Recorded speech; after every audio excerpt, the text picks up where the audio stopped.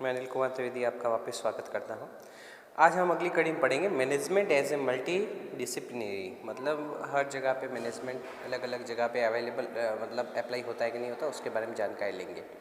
Every independent branch of knowledge is called discipline यानी knowledge की सभी ब्रांच है, सबको डिसिप्लिन कहा जाता है। Such as art, science, commerce and law, each discipline has its own objective and for the fulfilment of the each objective, ठीक है, उनके सबके अलग अलग ऑब्जेक्टिव हैं। For the fulfilment of this objective various principles are developed. इन सभी objective को पूरा करने के लिए अलग प्रिंसिपल्स जो है सभी बनाए गए हैं। Though the management is itself an independent discipline but it is considered as multi disciplinary due to the contribution of the following various discipline in the developing its principle. क्योंकि इनमें जो इसको मल्टी डिसिप्लिनरी कहा जाता है और हर जगह पे जो है जो उनके मल्टी डिसिप्लिनरी इसलिए कहा जाता है क्योंकि हर जगह पे जो मैनेजमेंट की बहुत ज़्यादा ज़रूरत हो गई है, इन सभी को कहा जाए इसलिए कहा गया है मैनेजमेंट को।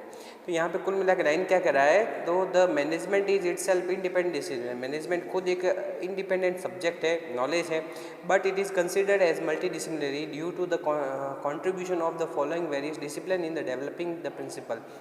इन सभी का काम इसके अंदर हुआ है, इसलिए मैनेजमेंट को, क्योंकि इन सभी की जानकारी हुई उसके बाद में जाके मैनेजमेंट बना। कैसे? फिजिक्स की जानकारी हुई जब मैनेजमेंट के नियम बने, बायोलॉजी की जानकारी बनी जब जाके मैनेजमेंट को जो है अच्छे से यूज़ कर पाए, इलेक्ट्रॉनिक है जाके टेक्निकल नॉलेज भी होना चाहिए, सोशल साइंस भी है क्योंकि लोगों की यहाँ पे अलग अलग लोगों को अलग अलग तरीके से टैकल करना पड़ता है, इकोनॉमिक्स की भी जानकारी होनी चाहिए, पॉलिटिकल साइंस की भी होनी चाहिए, स्क्रिप्चर की भी होनी चाहिए, हिस्ट्री की, behaviour science, psychology, sociology and anthropology, सबकी जो जानकारी होनी चाहिए उसके बाद में ही मैनेजमेंट को जो है डेवलप किया जा सकता है, अच्छे से किया जा सकता है। इसीलिए मैनेजमेंट को मल्टी डिसिप्लिनरी कहा जाता है। All these disciplines have more और लेस कंट्रीब्यूशन, किसी का ज़्यादा है किसी का कम है, लेकिन सबका कंट्रीब्यूशन है in the management field which are as following.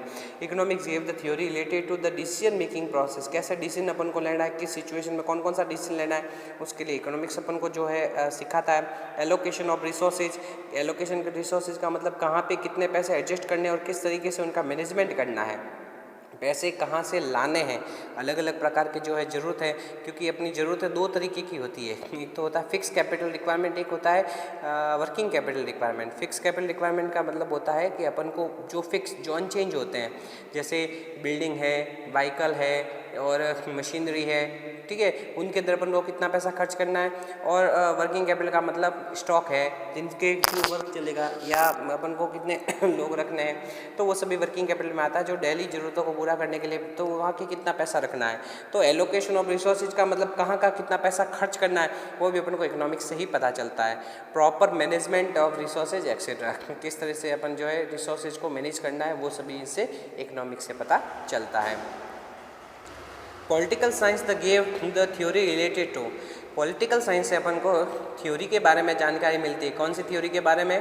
Organisation structure, organisation का स्ट्रक्चर कैसा होना चाहिए, अपन कहाँ कहाँ सेल कर रहे हैं, अपना मार्केट कौन कौन सा है, उस हिसाब से अपन को ऑर्गेनाइजेशन का स्ट्रक्चर तय करना पड़ेगा, ठीक है। सिंगल लाइन स्ट्रक्चर है, वर्टिकल स्ट्रक्चर है, वो सब अपन को तय करने पड़ते हैं। आगे अगली कड़ी में हम वो भी पढ़ेंगे कि स्ट्रक्चर कैसे बनाया जाता है। ऑर्गेनाइजेशन डॉक्ट्रिन, ऑर्गेनाइजेशन की पूरी जो है किस तरह से उसका सेटअप किया जाता है और किया जाएगा। और ब्यूरोक्रेसी, ब्यूरोक्रेसी का मतलब होता है कि इसके अंदर कौन कौन से मैनेजमेंट है, वो जो है यहाँ पे डिसीजन मेकर होंगे, जो सब जगह डिसीजन लेंगे, कौन सुपीरियर होगा, कौन सबऑर्डिनेट होगा, कौन सुपरवाइजर होगा और कौन उसके नीचे वर्कर होगा, कितने वर्कर किस सुपरवाइजर के नीचे काम करेंगे, वो सभी तय करना वो पॉलिटिकल साइंस बताता है कि कहाँ पर कैसे लीडरशिप तय करनी है, किस तरह से कौन लीडर होगा, कौन किस तरीके से मैनेजमेंट करेगा, कौन किसका काम देखेगा, किसके लिए कितनी रेस्पॉन्सिबिलिटी, कितनी अकाउंटेबिलिटी और किसके पास कितने कितने अधिकार होंगे, अथॉरिटी होगी, वो ब्यूरोक्रेसी के थ्रू पॉलिटिकल साइंस के जरिए ही मैनेजमेंट के अंदर आया है।